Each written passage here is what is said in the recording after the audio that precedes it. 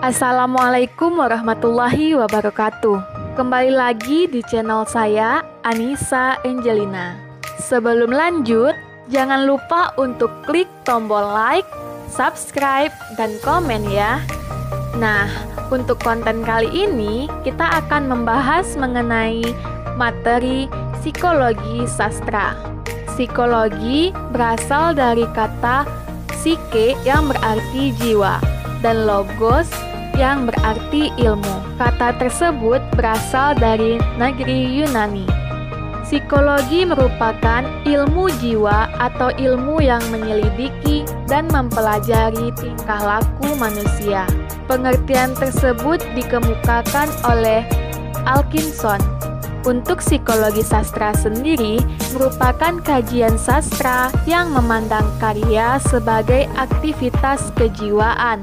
Nah, menurut Nyoman Kutaratna, psikologi sastra merupakan sebuah model penelitian interdisiplin dengan menetapkan karya sastra memiliki posisi yang lebih dominan atas dasar khazanah sastra yang sangat luas yang dievokasi melalui tradisi yang berbeda-beda. Unsur-unsur psikologi menampilkan aspek-aspek yang berbeda pula. Nah, menurut sebagian peneliti, ada 4 pengertian psikologi sastra. Yang pertama, studi psikologi pengarang. Yang kedua, studi tentang proses kreativitas. Yang ketiga, studi tipe dan hukum-hukum psikologi yang diterapkan pada karya sastra. Dan yang terakhir, dampak sastra pada pembaca. Nah, adapun tujuan psikologi sastra yaitu untuk memahami aspek-aspek kejiwaan yang terkandung di dalam suatu karya. Melalui pemahaman terhadap para tokoh misalnya, masyarakat dapat memahami perubahan, kontradiksi, dan penyimpangan-penyimpangan lainnya yang terjadi di masyarakat, khususnya yang terkait dengan psike. Kali ini kita akan mengkaji konflik batin yang dialami tokoh dalam novel Aku Tak Pernah Bersedih. Aspek psikologi sastra dalam novel Aku Tak Pernah Bersedih akan diteliti psikologi dari tokoh-tokoh dalam cerita tersebut.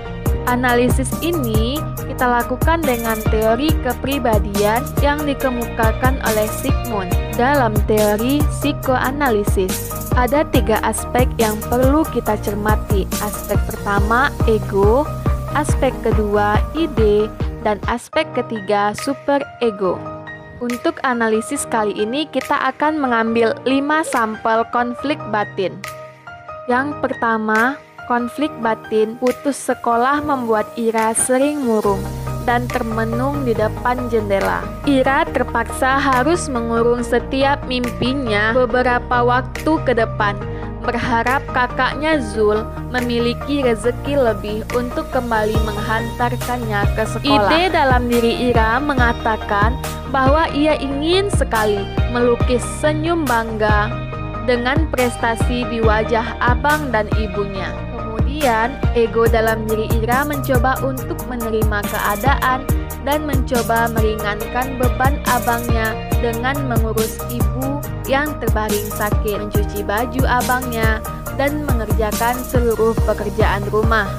Superego di sini, Ira merasa tindakannya sudah benar karena Ira menganggap dengan melakukan pekerjaan rumah, maka pekerjaan abangnya akan berkurang.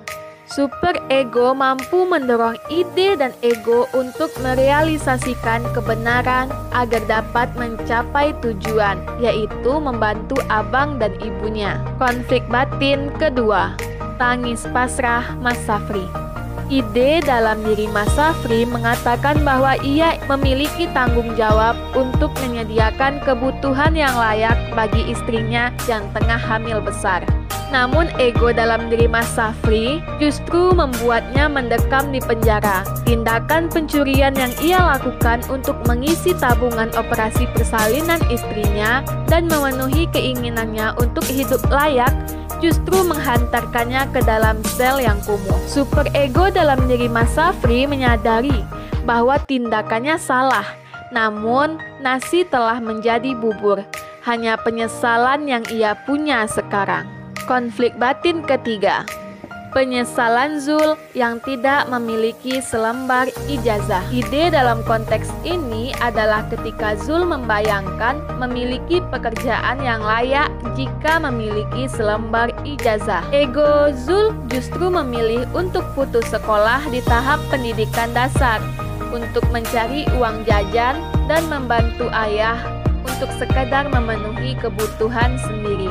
Nah, untuk superego di sini, Zul menyadari bahwa tindakannya dahulu salah.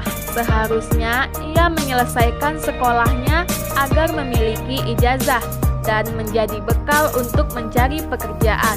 Konflik batin yang keempat, rasa bersalah Zul kepada adik bungsunya. Nah, untuk ide di sini adalah Zul mengatakan sangat ingin menyediakan makanan yang layak bagi keluarganya. Ego mencobanya untuk pasrah menerima keadaan setelah lelah berusaha. Sempat terbesit olehnya untuk menjual sebelah ginjalnya seperti masyarakat sebagian yang hidup di lingkaran kemiskinan seperti dirinya.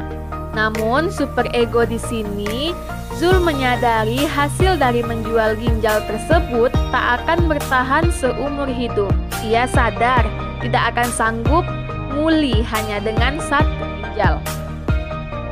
Konflik batin kelima, kecemasan Zul saat menerima tawaran pekerjaan yang baru. Ide dalam diri Zul menginginkan jalan keluar untuk kemiskinan yang telah lama membelenggunya. Ego Zul mencoba menerima tawaran dengan upah yang menjanjikan, yaitu menjadi kurir pengantar senjata api ilegal. Tentunya dengan resiko yang besar pula. Nah, superego di sini, Zul merasa keputusan yang ia ambil sudah benar. Karena hanya dengan cara itu, ia bisa membuat keluarganya makan 3 kali sehari dengan nutrisi yang terpenuhi. Dari kelima, sampel konflik batin tersebut dapat disimpulkan, ide adalah aspek biologis yang merupakan sistem asli kepribadian, berisikan hal-hal yang dibawa atau dilakukan ataupun gagasan untuk mengejar kenikmatan. Sedangkan superego merupakan aspek moral kepribadian yang berfungsi menentukan apakah sesuatu itu baik atau buruk, benar atau salah, pantas atau tidak, sesuai moralitas yang berlaku di masyarakat. Nah, untuk pengertian ego sendiri yaitu merupakan aspek psikologis dan kepribadian yang timbul karena kebutuhan mengontrol jalan yang ditempuh untuk memenuhi kebutuhan yang diinginkan.